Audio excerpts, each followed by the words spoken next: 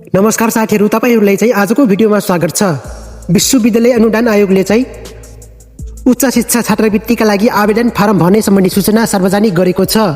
यो आवेदन तपाईहरुले चाहिँ भर्नुभयो भने तपाईहरुलाई वार्षिक 18,000 का दरले प्रत्येक वर्ष 4 वर्षसम्म प्राप्त गर्न सक्नुहुनेछ। भिडियो अन्तिमसम्म हेर्दै गर्नुहोला। सम्पूर्ण जानकारी तपाईले चाहिँ म उपलब्ध गराउने छु।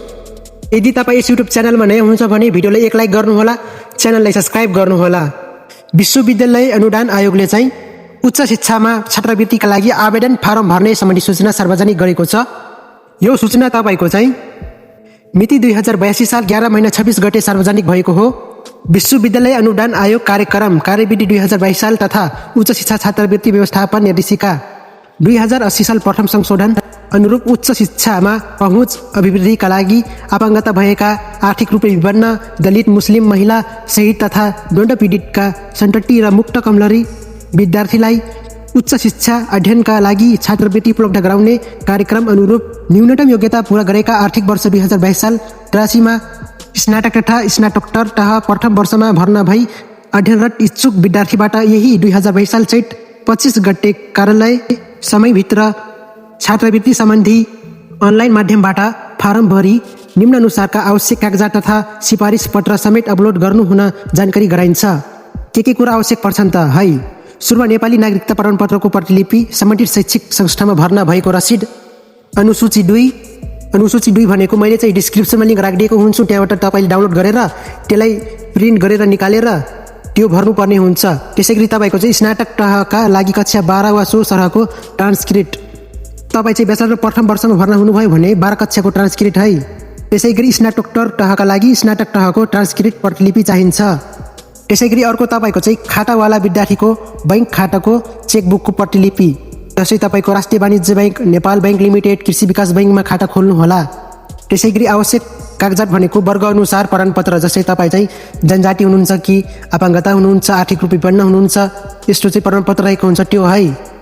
त्यसैगरी आयोगबाट छात्रवृत्तिका लागि छनौट भई पहिलो, दोस्रो वा तेस्रो किस्ता प्राप्त गरेका विद्यार्थीले निम्नानुसार कागजातहरू अनिवार्य अपलोड गरी बाँकी रहेको किस्ता प्राप्तिका लागि छात्रवृत्ति नवीकरण गर्नु हुन जानकारी गराइन्छ।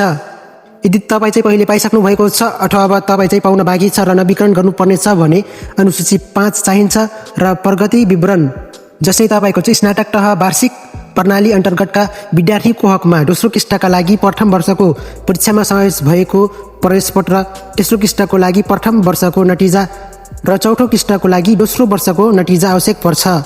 त्यसैगरी तपाईको चाहिँ स्नातक सेमेस्टर प्रणाली अन्तर्गतका विद्यार्थीहरूको हकमा दोस्रो किस्ताको लागि दोस्रो सेमेस्टरको प्रवेश पत्र, तेस्रो किस्ताको लागि दोस्रो सेमेस्टरको नतिजा र चौथो किस्ताको लागि चौथो सेमेस्टरको नतिजा। त्यसैगरी तपाईको चाहिँ स्नातकोत्तर तहको हकमा दोस्रो किस्ताको लागि प्रथम सेमेस्टरको नतिजा आवश्यक पर्छ र त्यसैगरी खातावालाको विद्यार्थीको बैंक खाताको चेकबुकको प्रतिलिपि चाहिन्छ। अर्को कुरा है, छात्रवृत्तिको उमेर हद स्नातक तहको लागि 25 वर्ष र स्नातकोत्तर तहको लागि 30 वर्ष ननाघेको हुनुपर्नेछ। शहीद र द्वन्द पीडितका छोराछोरी र अपाङ्गता भएका विद्यार्थीका लागि उमेर हद लागू हुने छैन।